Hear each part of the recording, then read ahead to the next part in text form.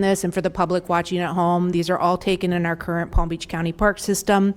The reason we're moving through this process is very important for continuous improvement to provide us a guiding document for the next 10 years and beyond. And it's just it's guidance for us as we continue to come back to you with our parks department really growing what we currently do to meet the demands of the public, that you'll see that we continue to, our community changes and we need to change with it. We need to adapt. So that's the purpose. Also, CAPRA accreditation requires us to have a master plan.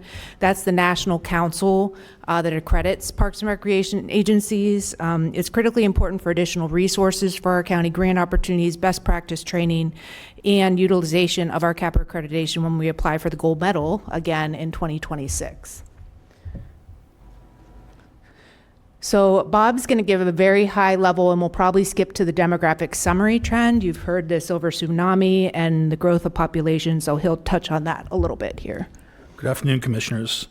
Really our takeaways from the demographic portions. Look, we expect population to continue to increase through 2035 by about 150,000 residents. Program is going to need to be adjusted to account for growing senior population, as well as those under 55 years of age. Household income levels are on the rise, but there remains a need to provide free and affordable access to our park system. And there's also a need to ensure a racially diverse population is represented through programming and facility design. And then jumping into just a really high level park inventory level of service is really what we have in terms of amenities and where do we need to be. So as it stands right now, we're at about 8,200 acres of total land, about 74% of which is developed. As you can see, we have a wide variety of recreational facilities and amenities across the county. We use a variety of types of level of service metrics: acreage level of service, facility-based level of service, and access-based level of service. From an acreage level of service standpoint, our target is about 5 acres per thousand historically. We're currently over that, but we do expect by 2032, 2033 that we're going to be below that 5 acres per thousand level.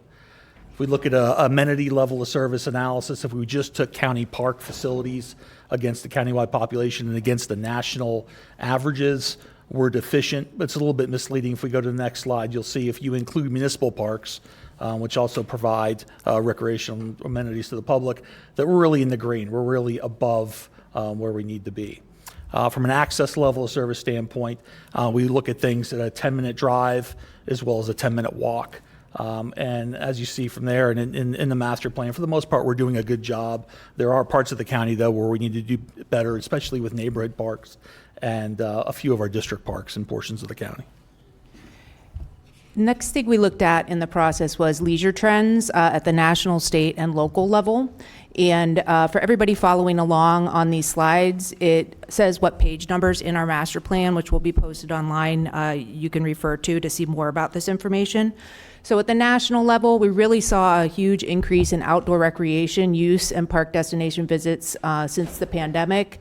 AI is definitely prevalent and becoming more prevalent in the use of parks and recreation. Our climate impacts, workplace wellness, pickleball, more and more and more pickleball, cricket as well increasing at the national level and locally as well. Specialized programs and events, Kidults is us going back to our roots and recreating how we like to recreate as kids, but now doing it as adults. That's a huge trend. Special programming, festivals, community dog parks are hugely popular nationally. And then we heard about e-bikes. That's the transportation, again, dovetailing with that master planning process. Statewide trail activities, really no surprises here. Saltwater beaches, nature, being outdoors, wanting to participate outdoors. And then this is a local market potential index. So basically at the national level, if you think of that as being 100, anytime we're over 100, people participate more locally in that particular recreation activity than they do at the national level. So again, no huge surprises. Golf, of course, as the mayor knows, yes. Fishing, bicycling, again, walking outside for exercise, backpacking, aerobics. Roller skating was a little unusual, but we do have a lot of inline skaters in our community as well. So then we transitioned from that to a needs assessment where we did have a consultant come on board. And Bob, did you want to walk us through that process?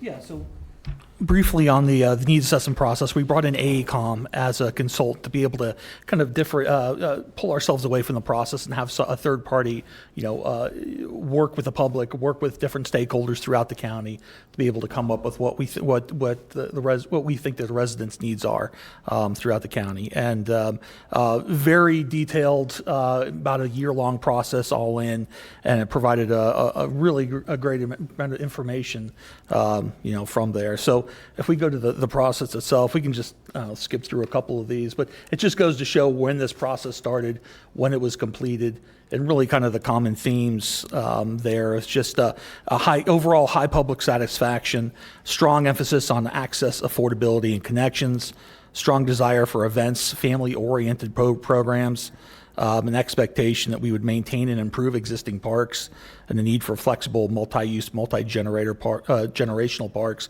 as well as increases in safety and security. And I do want to mention, although this is a guiding document, what we saw in this needs assessment really does validate what the board's already been working on and some of the recent approvals you've given for us to move forward. We really have been pleased to know that that's what the public wants. Beaches came out number one as the absolute top facility need and priority. Multi-use trails again. Shade, we know with the very hot summer we had, shade's critically important, both native tree canopy that we're working on, and thank you for that approval of the shade canopy in the glades, as well as in our capital infrastructure. For the first time this year, we added a capital line for shade. That proximity Bob was talking about for neighborhood parks, larger regional parks, restrooms, everybody wants clean and accessible restrooms, and our swimming pools, drowning prevention, aquatic facilities, et cetera. Bob's going to touch real briefly on land acquisition, and just historically, when we look at that acreage level of service, this was Okeechobee Park, how we acquired land over the years, real brief. Yeah, so just, so long as the county's population increases, there's going to be need to acquire additional parkland. If you take a look at it, this gives you an idea of just how we acquired parkland over the past few decades. Sources of land acquisition, really 45% was acquired via donation, 31% acquired through land purchase, and 24% through lease agreements with the state or solid waste authority or another party. Land is becoming much more difficult to acquire, and obviously we need to look towards other sources to be able to fulfill, future needs. The slide, if you want to go back to that slide there, I think that there's one of the things that we need to focus on potentially is a partnership with the school district. Other jurisdictions around the country have that type of partnership, ready-made recreational amenities already in place. It's something we've worked with the school district at Park Vista High School, as well as the middle school at West Point Middle School. So I think furthering that over the next decade or so is going to be critical to kind of meeting the needs for the public. So again, a 10-year plan through 2035 with flexibility built in as a guiding document, but we're looking 20-year capital development. So we have short-term, midterm, long-term strategies. These are some of our short-term strategies to really continue to be creative and adapt infrastructure that we have. Implement technology where we can, enhancing shade we talked about, our operational reviews, and where it makes sense, only where it makes sense, to engage in public-private partnerships to leverage resources and where it has a public benefit. Our midterm, really prioritize our funding that we do have available, look at other strategies. Really connectivity, accessibility. We have a separate ADA access plan we're going to be working heavily over the next 10 years. And increased security. We heard that people want to feel safe and secure and be safe and secure in their park system. And then long term, really modernizing some of our outdated facilities built in the 80s and 90s in particular. Constructing some regional attractions, working with the TDC perhaps to do that for the benefit of both sports tourism and public use locally.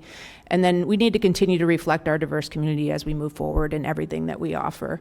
And that is all. Again, with the approval of the board today, we hope to apply for our accreditation within this month. This is a required document